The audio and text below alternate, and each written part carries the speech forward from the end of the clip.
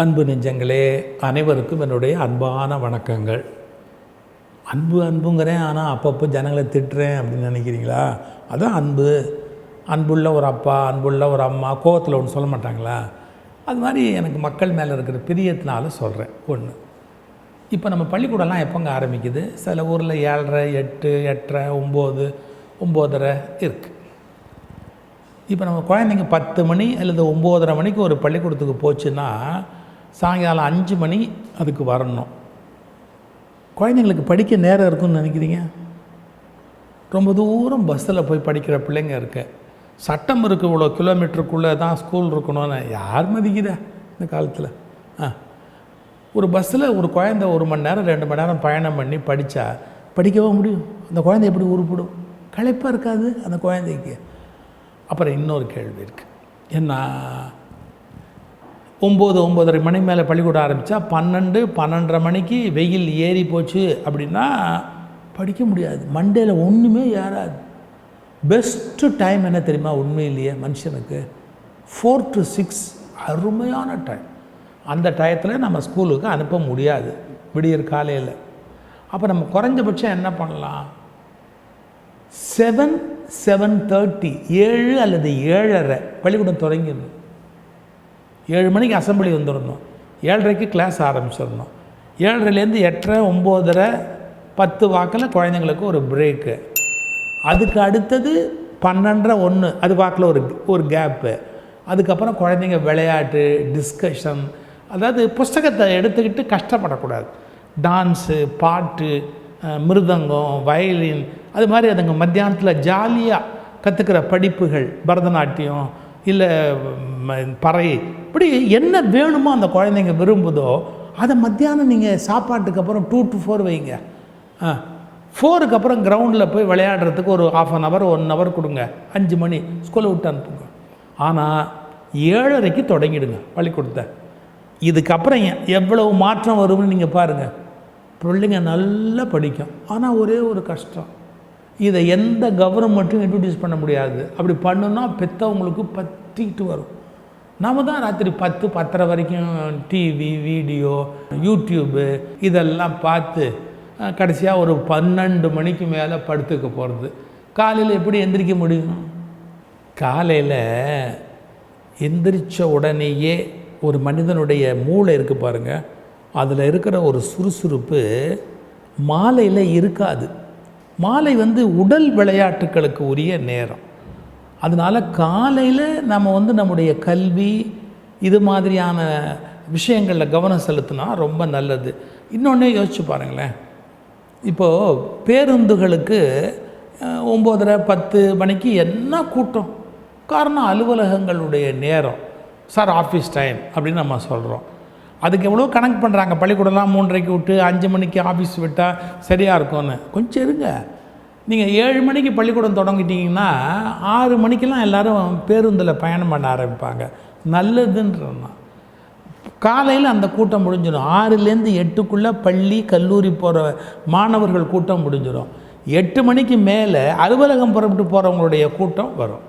அப்படி வர ஆரம்பிச்சதுன்னு சொன்னால் பேருந்துகளும் கூட இவ்வளவு ஜன நெரிசலோடு இருக்காது. எத்தனையோ நன்மை இருக்குது. அந்த மாதிரி காலையில் நீங்கள் போய் வகுப்பறையில் உட்காந்தீங்க அப்படின்னா ஆசிரியர் சொல்கிறது அப்படியே சிப்புன்னு மனசுக்குள்ளே அப்படியே பதியும். நிறைய எழுத்தாளர்கள் இவங்கெல்லாம் அதிகாலையை பயன்படுத்தினவங்க. தயவுசெய்து இது யோசிக்க வேண்டிய விஷயம். அரசு பள்ளிகளில் சாப்பாடு போட ஆரம்பித்தாங்க. உதவி பெறும் பள்ளிகளிலையும் போட ஆரம்பிச்சிருக்காங்க. நல்ல ஸ்கீம் அது. அதே மாதிரி ப்ரைவேட் ஸ்கூல்லையும் கூட கமர்ஷியலாக ஆக்கியிருக்காங்க. இப்போது அவங்களுக்கு அது லாபகரமாக இருக்குது அப்படின்னு நிறைய தனியார் பள்ளிகள்லேயும் காலை உணவு. அதுதான் கரெக்டு. காலை உணவு சுட சுட ருசியாக குழந்தைங்களுக்கு கொடுக்கணும். ஒரு 2-3 இருக்கணும். அவங்க பிரியமானதை எடுத்து சாப்பிடக்கூடிய வகையில் காலை உணவு கொடுக்கணும். பிறகு ஸ்கூலில் கழிவறைகள்லாம் சுத்தமாக இருக்கணும். அவ்வளோ சீக்கிரம் வர சொன்னால் கழிவறைகள் வசதியாக ஸ்கூலில் இல்லைன்னா பிள்ளைங்க கஷ்டப்படும். கழிவறைகளில் கவனம் செலுத்தணும். அப்புறம் பிள்ளைங்க படிக்குது பார்த்திங்களா, நல்ல மைண்டில் ஏறக்கூடிய நேரம் அந்த 7:30லேருந்து 9:30 தான். அந்த மேலே அப்படி சூரிய உதயமாகி மேலே வருது பாருங்கள், கொஞ்சம் 11, 12 ஆகிட்டாலே நம்மளால் பிரிஸ்காக வேலை செய்ய முடியாது. அப்போ அந்த குழந்தைங்களுக்கு ஒரு பிரேக்கு, ஒரு சின்ன பிஸ்கட்டு, ஏதோ ஒன்று பால் இல்லை ஒரு பழச்சாறு, அவங்களுக்கு என்ன சாப்பிட்லாமோ அதை கொடுத்துட்டு திரும்ப ஒரு 1:30, 2 மணி வரைக்கும் அந்த பிள்ளைங்களுக்கு 2 மணிக்கு லஞ்சு, ரொம்ப அருமையான ஒரு லஞ்சு ஸ்கூல்லேயே கொடுங்க. கொடுத்துட்டு 2 to 4 கலை நிகழ்ச்சிகள், பேச்சு போட்டி, விளையாட்டு, குழந்தைங்களுடைய ஒக்காபுலரியை டெவலப் பண்ணுறது, லைப்ரரி யூஸ் பண்ணுறது, இதெல்லாம் கொண்டு போங்க. 3:30 மணிக்கு 4 மணிக்கு கிரவுண்டுக்கு கூப்பிட்டு போங்க. நல்ல மாலை வெயில் படும்படியாக அது 5 மணி வரைக்கும் குழந்தைங்க விளையாட்டும் அனுப்பிச்சுடுங்க. வீட்டில் போய் படிக்கவே வேணாம், வீட்டில் போய் படிக்க வேணாம், ஒன்றும் வேணாம். ஒழுங்காக இந்த மாதிரி ஸ்கூலில் படித்தா பிள்ளைங்களுக்கு அருமையாக மனசில் பதியும். ஆனால் 8 மணிக்குள்ளே படுத்துடணும், ராத்திரி 8, 8:30 மணிக்குள்ளே. இந்த ஆள் வயசாகி போய் லூசுத்தனமாக பேசுகிறான் சார். நிறைய பேர் அப்படி தான் சொல்கிறாங்க. உனக்கு வயசானா கூட வாய் குறைச்சல் போகல, வாய் குறைச்சலாக இல்லை, லூஸ் மாதிரி பேசுகிற அப்படிங்கிறாங்க. நீ மாணிக்க வாசகரையே லூசுன்னு சொன்னவன்டா. இந்த உலகத்தில் மகான்கள் எல்லாம் லூசுன்னு சொன்னது நாடுடா, அந்த நாடு உலகம் அப்படிப்பட்டது. அதுக்கெல்லாம் நான் அஞ்சின ஆளே கிடையாது. எவ்வளவு கேவலமாக என்ன வேணால் பேசுங்களேன், நான் அஞ்ச மாட்டேனே. எனக்கு உங்கள் மேலே இருக்கிற அக்கறையில் நான் பேசிக்கிட்டு இருக்கிறேன். அப்புறம் நான் என்னை திட்டினா எனக்கு என்ன கவலை இருக்குது? கொடுங்க, தள்ளுங்க அந்த பக்கம். கொஞ்சம் யோசிச்சு பாருங்கள்.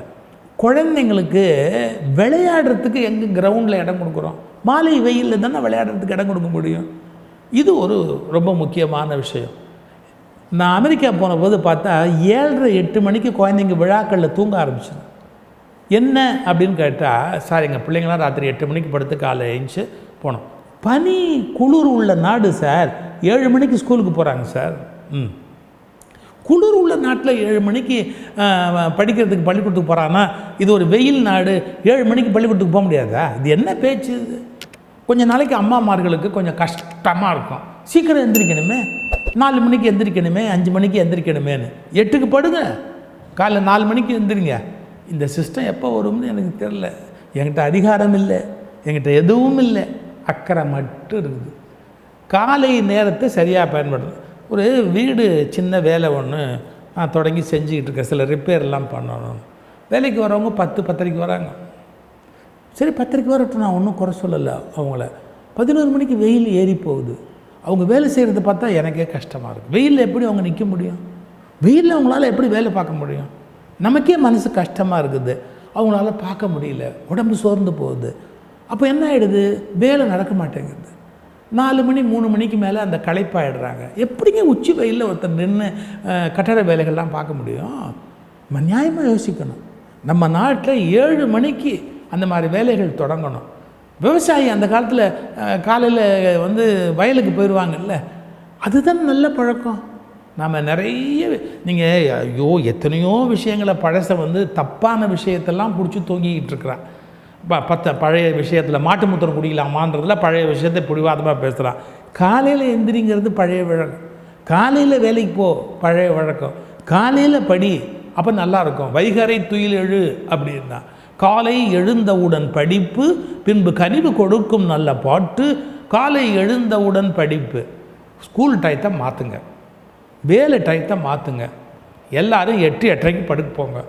மிட் நைட் பிரியாணி இந்த நாடு விளங்குமா? மிட் நைட்டில் பிரியாணி திங்கலாமா? என்ன கொடுமை இது! 9:30, 10 ஆச்சுன்னா எல்லா கடையும் சாத்திர வேணாமா மக்களுக்கு?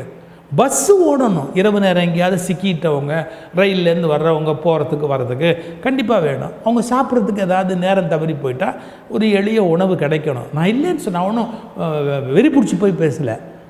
காலையில் சீக்கிரம் எழுந்திரிக்க வேண்டும், சீக்கிரமாக எல்லா வேலைகளும் செய்கிற போது நல்லா செய்யலாம் அப்படிங்கிற கருத்தை சொன்னேன். அதில் இன்னொரு முக்கியமான பகுதி இருக்குது. நாம் காலையில் சீக்கிரமாக எழுந்தோம்னா இரவு சீக்கிரமாக தூங்க போவோம்.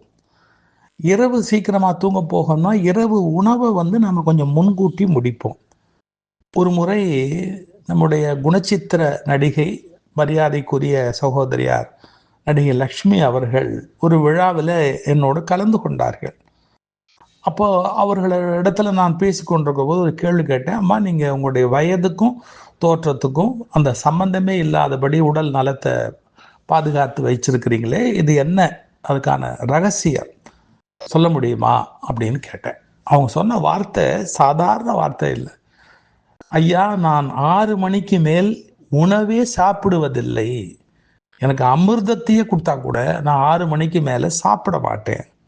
இரவு உணவு அப்படிங்கிறத நாம் எவ்வளவுக்கு விரைவாக முடிக்கிறோமோ அவ்வளோக்கு விரைவாக முடித்தா நமக்கு நோய் குறைவு அப்படிங்கிற அந்த கருத்து உண்மை. பல மருத்துவர்கள் சொல்கிறாங்க.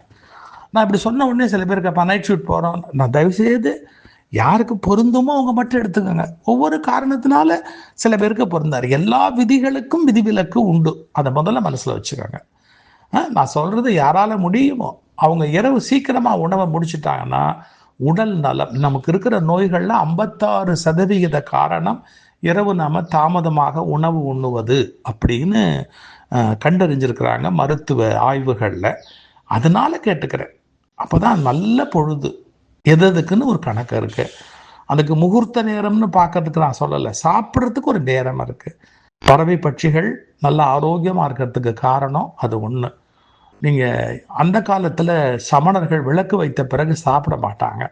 அவங்க உடல் நலத்தில் ரொம்ப அக்கறை உள்ளவர்களாகத்தான் இருந்தாங்க. சொல்கிறதெல்லாம் சொல்லிட்டோம், கேட்குறதும் கேட்காதும் உங்கள் இஷ்டம். இல்லை முடியாதுங்கிறவங்களுக்கு நான் ஒன்றுமே தலையிடலை. முடியாதுங்கிறவங்கள பற்றி நான் கையெடுத்து கும்பிடுறேன். நான் என்ன பண்ண முடியும்? பொதுவாக இந்த நாட்டு மக்கள் காலையில் 6:30 மணிக்கு வேலையை தொடங்கி மாலை 5-5:30 ஓய்வு எடுத்துட்டு பிறகு மகிழ்ச்சியாக வீட்டில் எல்லோரும் 7 மணிக்கு ஒன்றா உட்காந்து சாப்பிட்டுட்டு சுட அந்த இரவு உணவை கொஞ்சம் நேரம் சாப்பிட்டுட்டு படுக்க ஆரம்பித்து 9 மணிக்குள்ளே தூங்கிட்டாங்க அப்படின்னா நாடு உருப்பிடும்பா.